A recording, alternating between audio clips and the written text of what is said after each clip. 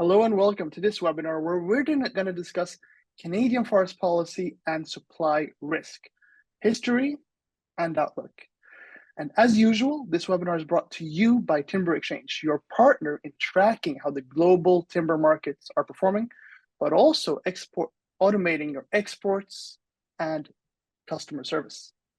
And this week's guest is IFS' very own Mr. Rob Schuetz. Now, without further ado, a warm welcome to today's guest, Mr. Rob Schuetz.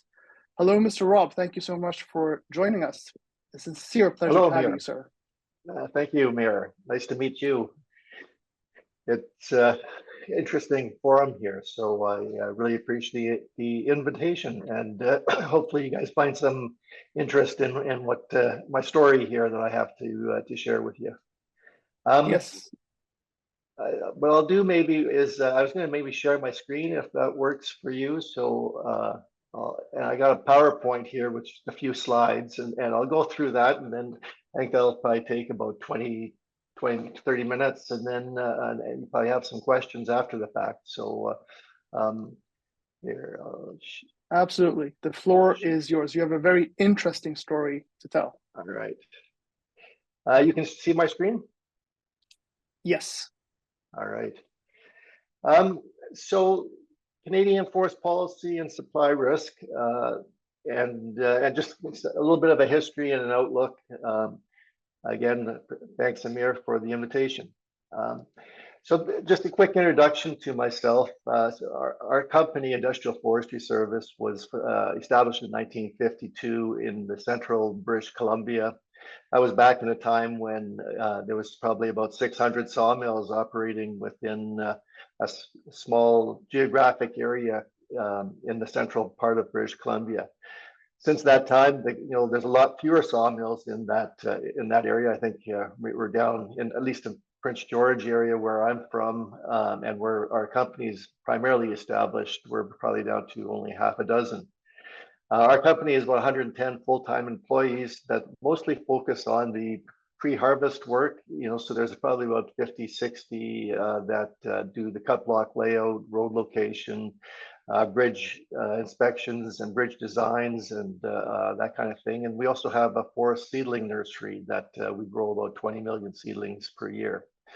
So a lot of the with the nursery, it's right in near Prince George, and so there's about 111 greenhouses where we're producing seedlings just for the forest industry, and that's just for reforestation and mainly for industrial and government clients. We have a little bit of forestry software that we sell to mainly to the forest industry in British Columbia, just with respect to stumpage calculations and timber cruising and timber compilations. So I've been with Industrial Forestry Service since 1988, not 1952. I'm not quite that old, but since 88, and I've been the president here since 2010. And then my specialization really within the company for the last 30 some years has been primarily timber supply analysis, and then more recently a lot more due diligence analysis, either on pulp mill acquisitions or sawmill acquisitions, and the last 10 years a lot more into bioenergy, whether it's pellets or biomass to electricity. So that's kind of quite a big, broad overview of what we're about. So with respect to Canada, the map here below shows you, Canada with the different provinces, and each of those numbers in the provinces reflect the amount of lumber production that was created in softwood lumber in 2023. So as you can see from that map, on the west coast, which is where I'm located, where they got 16.2 million cubic meters of lumber is British Columbia. The central part of the province or of the country is 0.5 to 0.6. It's a lot more open prairies, that kind of thing.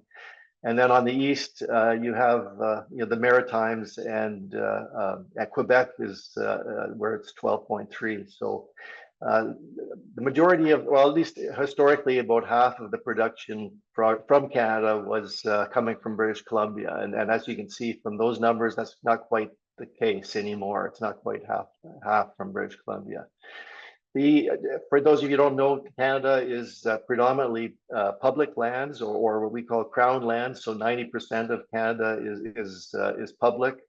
And therefore, the management of the lands is controlled by the provinces, and the federal government just has jurisdiction over certain aspects, but majority is provincial jurisdiction, and consequently, all of the management of the lands rests with the provinces. So as you can see in the bottom left, softwood lumber production has been declining, even though we had a couple of decent years after the the 2010 housing crash in the U.S. We had a little bit of a rebound, and but the trend, even in respect to the high lumber prices that occurred in 21, 22, has been going down. And so this is more of a story of why some of those things have been happening.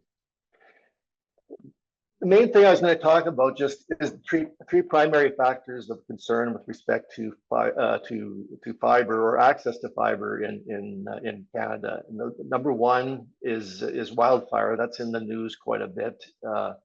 Number two is wildlife protection. So we'll touch a little bit on that. And then number three is Indigenous reconciliation. And that'll be probably the majority of the discussion, because it's more topical and quite interesting. As you can see on the right, the Canada lumber production again is going down over the last since 2014. But with respect to the reduction, most of that reduction is in British Columbia. You can see by that the blue dashed line, lumber production in the rest of Canada is fairly flat. Between around 35 million cubic meters of lumber per year, whereas British Columbia has declined from about 32 million to under 20 million. So talking about wildfire first, the media impact versus the forestry impact. So the wildfire, just recently, we in British Columbia, or actually in Alberta, they lost what's it called, the small town, or as a resort town of Jasper. About a half, or approximately half of Jasper burnt down simply because of the huge volume of dead pine that was in that area. In previous years, like last year in 2023, as that picture shows in the middle, huge wildfire across, right in central British Columbia, where that picture was right across the lake from the community, or the city of Kelowna. And then, as you can see at the top right, there's the Statue of Liberty, where a lot of the Americans were concerned about the wildfires in Canada, and all of the smoke that was created in 2003. And then, the media also, when you create those maps in the bottom left, it shows, these huge circles where all the fires are, and it gives you the impression that Canada is burning, and there's not going to be any wood left. Some quick statistics go on. So the map there again shows where the fires happened over the last 5-6 years. So since 2017 to 2023. 2017 and 2018 were really large years for fires in British Columbia. 23 again. The green area really is the total forest in Canada. Up in the north, it's tundra, and you can see in the central bottom, it's grasslands and prairies. But 367 million hectares of forest, and of that, productive forest is about 219 million. But when you do the math and you see, okay, how much was burned between 2017 and 2023, it was about 29 million, or 14% of our forests had burned. The bigger question, though, is how much is it going to affect the sawmills? And when we look at, okay, from a straight line perspective, where the existing sawmills are in Canada, which are those blue dots on the screen, it's only about 5% of the, that area where the fires happened. And when you reduce the commercial or the productive forest land base to say, well, they draw a circle on a map and say that that circle is the wildfire, but only about half or less than half is actually a commercial forest that might be accessible by the forest industry. And so when you adjust for the type and the quality and the distance and and just all the other impediments to getting access to fiber, the wildfire statistics for Canada isn't that severe. Yeah, you might have lost a couple sawmills, or a couple sawmills might have been shut down in some certain forest management areas. There might have been a dramatic impact, but across Canada, just generally, it's going to be less than 1%. So more of a, I guess, downplaying the impact of wildfire on Canada. The other thing is it resets the age of a lot of stands, but it's not really going to have a long-term negative impact on the lumber production and timber supply for the country. The bigger question is wildlife protection. So, like I said earlier, the provinces are responsible for the the management of the resources, but the federal government is responsible for Species at Risk Act and provides legal protection for to prevent wildlife from extinction. And there's two predominant wildlife that are closely related to how access to fiber really, and those are really in woodland caribou and boreal caribou. And the intent, by in the last few years, with respect to the Species at Risk Act and the pressures to preserve caribou habitat, is that they want to have about 65% of the habitat area undisturbed. So a lot of the, and the forest industry has been aware of these kind of concerns for quite a long time. They've been in some certain areas trying to establish different plans to address declining habitat number or declining population numbers. However, sometimes that's not enough. And so, even recently, the news releases just this past year is, for the Quebec government's failure to accommodate caribou habitat, and the federal government is now stepping in and instituting potentially kind of draconian measures to preserve habitat. And some of those measures are going to have a significant negative impact on timber supply and forestry in northern Quebec. The same thing with British Columbia. There's at least one sawmill in the northeast part of the province that has closed in the last 2 years, simply because of caribou habitat protection. There's a lot of times those sawmills will shut down before the actual policies or parks are created. And so you can see down below on the right, 2024, they established 2,000 square kilometers of park in northeastern British Columbia. But about 2 years before that, the sawmill in that area closed simply because they could, the writing was on the wall for that. And that is, sort of a concern. But when you look at the entire country, and the caribou habitat in it, the purple cross-hatched lines on Canada is caribou habitat. Again, where does it exist with respect to the sawmills? The sawmills again are the blue dots. Within 150 kilometers of the existing sawmills, there's probably a 20% impact on the with respect to the productive forest area that could be impacted. And you can see where a lot of those sawmills are overlapping with caribou habitat, both especially in British Columbia, but also in northern Alberta and on the eastern coast. Some of those sawmills are right in the midst of the caribou habitat. And when you're looking at 65% undisturbed habitat, that's potentially going to be a large negative impact on the ability to access fiber for some of those sawmills. So yeah, continuing on, Indigenous reconciliation. Before I go into this, a little bit of a history. So in Canada, we had treaties signed with First Nations, mostly, in the 1800s. However, there were no treaties that were signed west of the Rocky Mountains, and that's predominantly British Columbia. There's in northeastern British Columbia, there was one big treaty signed, but west of the Rocky Mountains, there was, I think, maybe one small one on Vancouver Island, but otherwise the government kind of let that opportunity or that policy slide for over 100 years. So then and that's not taking into consideration that over that period of time, the First Nations in British Columbia, had a lot of or took a lot of time and effort to try to install or negotiate with the government, but for the most part, nothing happened for almost a century.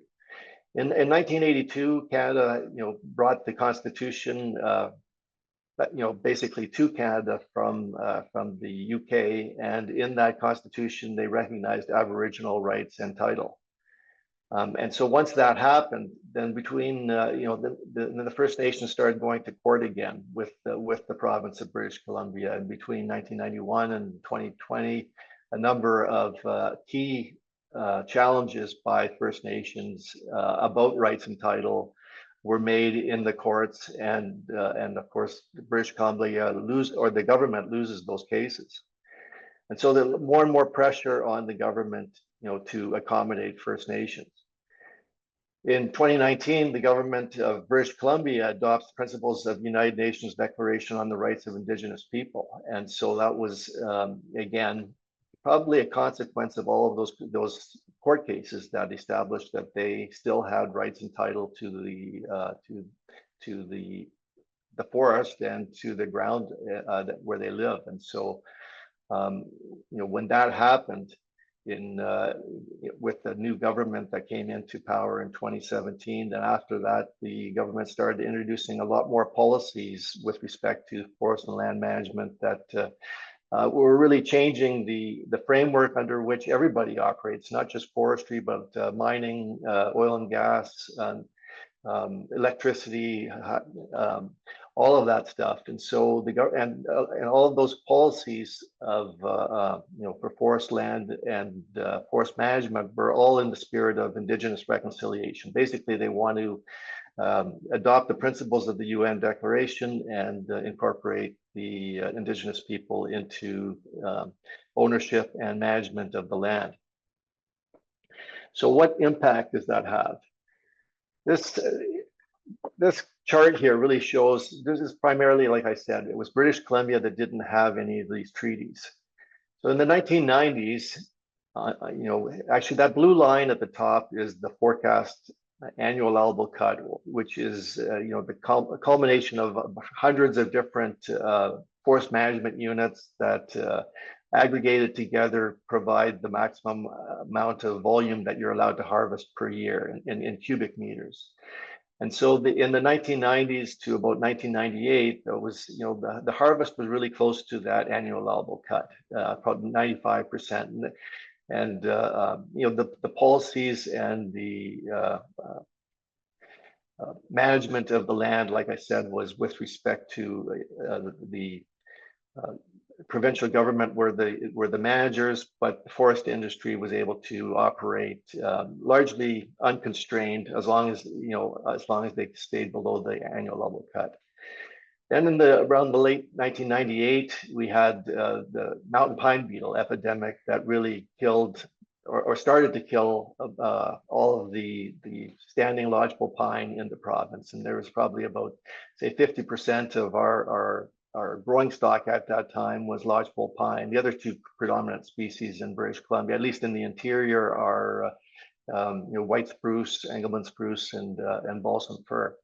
So for about 12, 13 years, the mountain pine beetle was increasing in population. It was killing the dead pine, or killing the pine trees. So the government increased the annual allowable cut to facilitate the salvage and harvest of those trees. However, everybody knew that that was kind of a short-lived measure, because what comes up must come down. And so the forest industry did harvest a little bit more for a few years, but then you had the 2008 housing crash in the United States. And so the harvest plummeted in British Columbia. And ultimately, in that kind of era, we only harvested about 80% of the annual allowable cut. When 2010 comes along, well, you could see that by then, probably all of the dead trees, and I think we lost probably about 57% of our mature merchantable growing stock with respect to the dead pine. The harvest levels start coming down, but you can see the actual harvest never went back up. It was dead pine that had minimal value with respect to lumber production. It was degraded and it was falling down. And so you had a lot of inventory with respect to dead pine that was available for the pulp and paper industry, but you didn't, the forest industry, recovering after the housing crash, a lot of sawmills had shut down. So the harvest never really came back up to the annual allowable cut, simply because the sawmills knew that eventually it was going to continue to decline. And our forecast back then was that by 2024, 25, we should be at a normal state. However, like I said, about 2019, UNDRIP, the United Nations Declaration of Rights of Indigenous People, was accepted by British Columbia, and with it a whole bunch of policy changes. And so in the last few years, even though 2021, 2022, the lumber prices were fantastic with respect to producers in British Columbia and across North America, we weren't able to respond. Our harvest in those 4 years at the start of 2020 was only about 47% of the annual allowable cut. And remember, most of that dead pine now has been either it's blown over, it's burnt, it's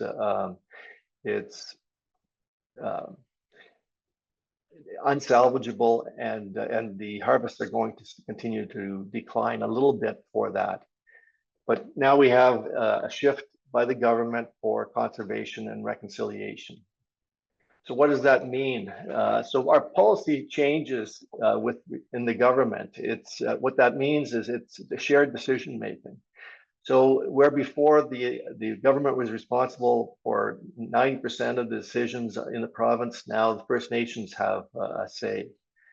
They've got old growth forest, and to accommodate a lot more of the NGOs that the government is trying to appease, at least the provincial government.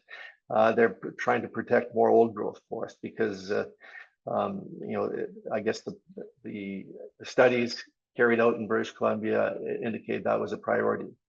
Government wants to incorporate First Nations into forest management, so they're awarding more tenures to for the First Nations. But everything's already allocated, so by awarding more tenures, they're taking away from Peter to give to Paul. So the forest companies or the sawmills that had the forest tenure that provide fiber security, the government is taking that away from them and giving it to First Nations, with the intent of getting them up to about 20% of the harvesting would come from their tenures.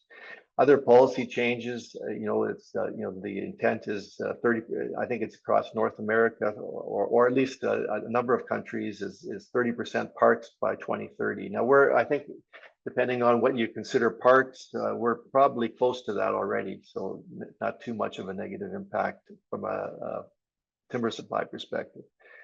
Government's also a whole bunch of funding initiatives with respect to, and most of that 300 million that I've identified is directed to First Nations to identify parks and facilitate, how they're going to manage the land base.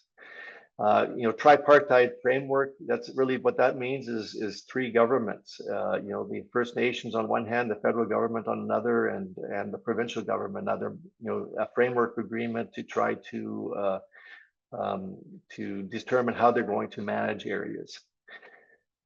Forest landscape plans are a new initiative of the governments. They're basically, a whole bunch of people are going to be sitting at the table now and determining where you can harvest, how you're going to harvest, what the riparian reserves are, how much old growth you need. Is the public and the First Nations comfortable with the way things have been going? And for the most part, they probably haven't been. So that'll be a mechanism whereby it'll be formalized and incorporate all of these other things that are, all these other policies that are being incorporated. And then you got a forest carbon offset protocol. I'll talk a little bit about that more at the end, but there's an initiative by a lot of First Nations especially to not harvest, but instead leave the forest standing and collect money as carbon offset. Land Act amendments and ecosystem-based management and the environmental stewardship initiatives, those are all kind of new changes, policy, and just effectively means that there's more pressures on the land base and reducing access to fiber. Indigenous transfer payments. So with all of this happening, the government recognized that the First Nations have to be part of it's their land. They have to be part of the decision-making process, but they didn't want to they didn't want to stop harvesting altogether, or the logging trucks. They didn't want them to stop running, and so the intent with these Indigenous transfer payments is that they're effectively trying to get it so that a portion of the stumpage collected by the provinces for logging on public lands, a portion of that would go to the Indigenous peoples whose land that harvesting was happening on. And there's a problem with that, though. And this next slide here is kind of explains why we're only at about 47% of the annual allowable cut. So what the government has done, and actually what the First Nations have done across BC, and in the background you see, a portion of British Columbia, and you see these numbers on it. Well, the problem with treaties in British Columbia in the recent past has simply been, where do those First Nations, where's their land? Right now, you have in any one specific area, you can have anywhere from 2 to 9 different nations, different bands saying that, hey, this is our territory, and another guy's saying this is our territory. So how do you prove who has what and where is their boundaries? And so if you're going to harvest in any one of these areas, you have to get consent now from not just one First Nation, but 2 or 3 or 4. And across British Columbia, there's 203 different First Nations bands. So effectively, where before we had one government that we're dealing with, we're now dealing with provincially, 204 different governments, including the provincial government. So if you're wondering why the harvest is only 47% of the annual allowable cut, it's because these requests for consent is problematic, in the short term here. Too many pieces, or too many individuals want a piece of the pie, and you have to get consensus from all of them to accommodate and to approve a cutting permit. The other thing is because all of this has happened, all these policies have been incorporated for First Nations over the last few years, and a lot of these bans are only maybe anywhere from 300 individuals to 1,000. They lack the capacity to respond. So you get, they're inundated with requests for decisions on cutting permits from the forest industry, from the oil and gas industry, from the mining industry. And so how do you respond to that effectively? And so that's where a lot of the government funding is coming to First Nations to accommodate that. But it takes time to get their governance structure in place. Like I said, there's overlapping territories and multiple parties to consult. And so what the government or what the forest industries are experiencing is huge difficulty acquiring cutting permits. And and in the background of all that, they recognize, well, we got all of this happening with First Nations, plus they've got the old growth areas that they want to protect, and they've got new caribou areas and new parks that they want to create.